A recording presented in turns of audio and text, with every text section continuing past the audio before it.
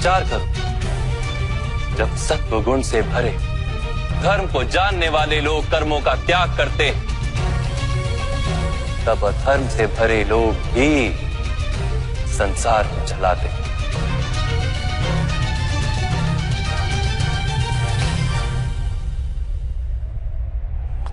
यदि महामहिम ने संसार का त्याग ना किया होता तो आज अधर्म इतना बढ़ता ही नहीं।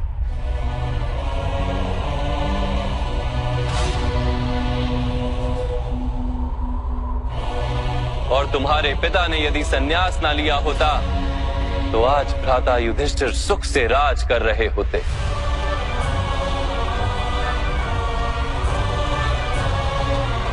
और अपनी प्रजा को न्याय और धर्म का ज्ञान दे रहे होते।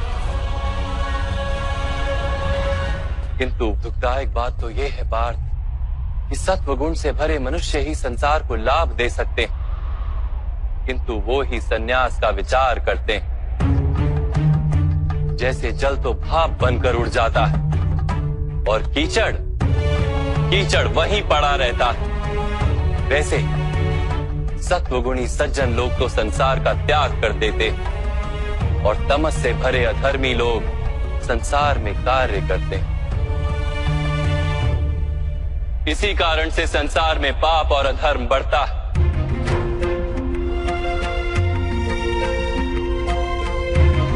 किंतु कर्मयोग इस विचित्र स्थिति से सारे संसार का रक्षण करता है। कर्मयोगी फल की आशा का त्याग करता है, किंतु कर्मों का त्याग नहीं करता। वो इसी संसार में रहता है, सन्यासी की भांति सारे कार्य करता है, किंतु उनमें लिप्त नहीं होता। कर्मयोगी अपनी संतानों से, स्वजनों से, अपनी प्रजा से कोई अपेक्षा या आशा नहीं रखता। स्वयं उसे संन्यास का लाभ होता है, किंतु समाज को संसारी की भांति लाभ देता। मनुष्य अपनी संतानों के सुख के लिए श्रम करता है माधव। अपनी संतान से सुख की अपेक्षा कैसे न रखे? मनुष्य अपनी संतानों के लिए जो भी करता है वो व्यापार है या प्रेम पार्थ? प्रेम माधव। तो फिर अपने कार्यों के प्रति फल की इच्छा क्यों पार्थ? भविष्य का लाभ तो व्यापार में देखा जाता है, प्रेम में नहीं। जो मनुष्य अपनी संतानों का चरित्र निर्माण उचित रूप से करता है, संतानों को प्रेम और धर्म के संस्कार देता है, उसकी संतानें भी मनुष्य को प्रेम और सुरक्षा अवश्य देती।